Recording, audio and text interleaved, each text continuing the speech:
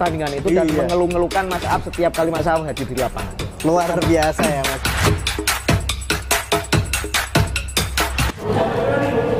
Politik dan sepak bola adalah dua hal yang tak pernah bisa dipisahkan. Di Indonesia, seringkali mereka yang aktif di dunia politik juga aktif di dunia persepak bolaan.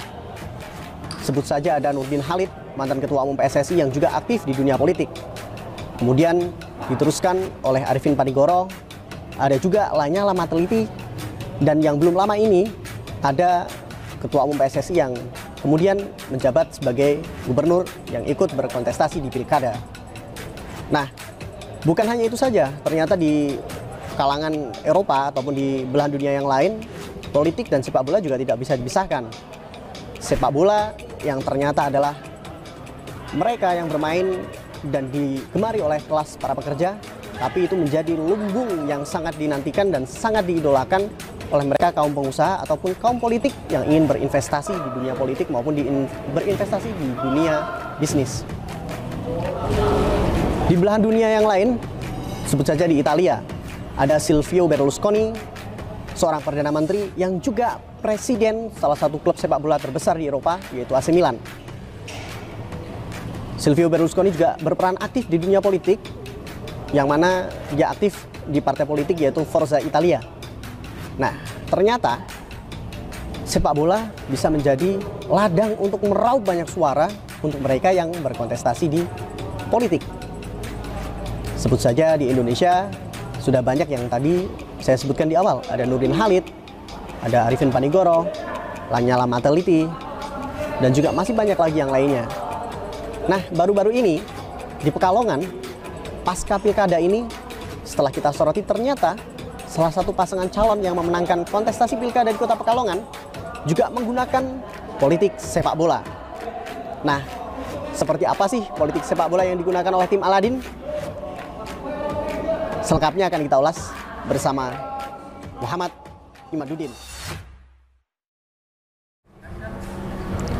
Ya, assalamualaikum warahmatullahi wabarakatuh. Ketemu lagi bareng sama saya Rizky. Nah, hari ini kedatangan tamu spesial yaitu Mas Muhammad Imaduddin. Selamat siang Mas Imad. Selamat siang Mas Rizky. Ya, seperti yang tadi sudah saya sedikit jabarkan bahwa hari ini kita bakal ngobrol soal bagaimana sih strategi yang dijalankan oleh timnya Mas Imad atau tim Aladin dengan pola strategi politik sepak bola yang dimainkan di kontestasi pilkada kemarin Mas Imad. Nah, selengkapnya bakal kita ulas bareng sama Mas Imad. Mas Imad sehat ya? Sehat, alhamdulillah. Alhamdulillah. Hawanya masih sumringah ini ya. Sebenarnya udah enjoy sih. Udah enjoy ya. Kita sudah ya euforia kemenangan itu sebenarnya sudah lewat. Kita tinggal menatap bagaimana ke depan kita menjalankan kemenangan ini dan memasrahkan kemenangan ini untuk masyarakat Kota Pekalongan. Iya. Kalau dilihat kemarin kan, wah sepertinya Mas Imad berjibaku dengan sangat-sangat semangat banget dan juga waktu yang begitu pendek menyebabkan kayaknya Mas Imad sempat kelelahan juga kayaknya ya waktu itu ya. Ya itu bagian dari tugas dan tanggung jawab kita sebagai salah satu tim pemenangan ya. Dan memang proses politik yang melelahkan di pilkada itu akhirnya membuahkan hasil. Oke. Nah Mas Imad, kalau kita lihat kemarin di pilkada Kota Pekalongan, kita lihat ini sepertinya tim dari Aladin ini memang sangat dekat dan sangat erat dengan teman-teman komunitas atau anak muda. Ya, nah, ya. Terutama nih mungkin yang sering dilakukan oleh tim Aladin yaitu dengan strategi bal-balan bareng konsone Aap. Ya, nah, itu sangat menarik. Nah, sebelum nanti kita bakal bahas lebih lanjut nih Mas Imad. Nah, kemarin belum lama ini kan Mas Imad juga sempat diundang sebagai narasumber di salah satu podcast di salah satu media lokal lah ya. Betul. Nah, sepertinya sih di podcast yang sempat saya lihat itu masih belum begitu terungkap lebih detail lagi resep kemenangan dari Aladin di Pilkada 2020 ini Mas Imad. Yeah. Nah mungkin di awalan ini bisa sedikit diceritakan, dibukalah resep-resep rahasianya yang paling rahasia mungkin dari tim Aladin ini. Yeah. Apa sih yang menjadi ramuannya sehingga bisa menang ini Mas Imad? Nggak ada rahasia juga sih sebetulnya. Tapi kalau bicara proses kemenangan kan tentu kerja banyak pihak ya. Ada partai politik, ada teman-teman relawan, ada teman-teman yang bekerja memang betul-betul di balik layar ya. Artinya di balik layar itu memang teman-teman ini nggak kelihatan sama sekali di lapangan, tapi sesungguhnya mereka punya peran yang penting. Bahkan kerja mereka justru di depan layar sebenarnya. Di depan layar di ya? depan layar komputer. Oh ya. iya. Ada banyak sekian teman-teman IT yang membantu proses kemenangan Aladin itu. Ada tim Serayu namanya, yang poskonya kebetulan di Jalan Serayu Kota Pekalongan, yang itu posko yang benar-benar sangat detail menyiapkan segala sesuatu untuk persiapan Aladin, baik itu proses kampanye, proses pendekatan terhadap pemilih, materi-materi dan konten-konten kampanye itu digarap oleh tim Serayu dengan sangat rapi, dengan baik sekali. Ya, balik lagi berarti memang strategi modern yang saat ini diterapkan ya Mas Imad, dengan adanya tim IT, kemudian adanya teman-teman yang notabene mereka masih muda-muda ya. Iya, kisaran 20 sampai 40-an lah anak-anak seusia itu. Ya seusia Kang Imad lah, 28-an ya. Nah, Kang Imad, di podcast yang lalu itu Kang Imad sempat sedikit menyinggung soal kekuatan komunitas nih Kang Imad. Nah, ini sebenarnya di antara komunitas-komunitas yang ada di Kota Pekalongan itu mana sih yang punya kekuatan besar? Apakah memang politik sepak bola itu yang menjadi kekuatan paling besar yang dimainkan oleh tim Aladin ini Mas Imad?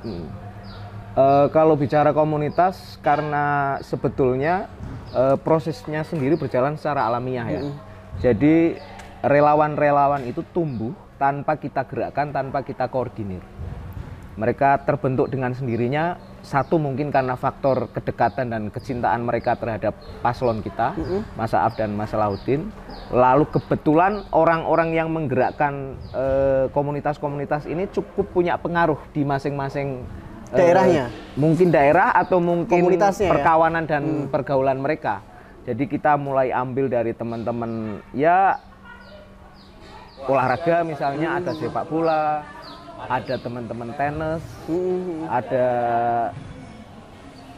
jamaah-jamaah tahlil juga yang itu kultural, yang itu juga menggerakkan komunitas-komunitas, dan teman-teman aktivis, baik itu aktivis di sosial politik maupun teman-teman pekerja harian, tukang parkir, pedagang-pedagang kecil di pasar, komunitas pedagang pasar Tiban, itu banyak sekali. Seperti itu. Jadi benar-benar menyentuh ke sampai grassroots ya. Betul. Yang dilakukan oleh tim Aladin ini ya. Nah, dari teman-teman komunitas atau komunitas yang sudah disentuh sama Aladin ini punya kekuatan seberapa besar sih Kang? Mungkin apakah itu ukuran kekuatan bisa diarahkan ke masanya atau ke modal finansialnya? Itu di antara komunitas-komunitas itu lebih cenderung kemana Kang? Yang jelas kalau kekuatan komunitas ya di modal sosial ya. Jadi mereka ini kan kalau dalam kacamata politik modern itu civil society. Civil society. Kekuatan masyarakat sipil yang tergerakkan dan tercerahkan untuk menentukan nasib dan perubahan mereka sendiri, dalam hal ini dalam kontestasi politik. Nah, saya kira dukungan finansial juga tidak terlalu besar ya, karena mereka ini justru fundraising. Mereka iuran, mereka urunan untuk menggerakkan kegiatan-kegiatan di komunitas tersebut, dan kita tidak mendanai. Yang bantu sekedar untuk logistik konsumsi, oke lah, tapi kan tidak semuanya kemudian ditanggung oleh tim Aladin ya. Mereka justru fundraising, mereka cari dana sendiri, iuran, kontengan lah kalau bahasa Kalongannya kan seperti itu. Dan itu yang luar biasa sekali. Ya, jadi mereka mengumpulkan iuran sendiri, kontengan itu ya istilahnya memang kecintaan yang sudah dibangun dari awal, rasa kedekatan dengan Mas Aap ya, atau dan juga dengan Pak Salahuddin yang akhirnya menjadikan mereka mau untuk berkorban begitu ya kontengan.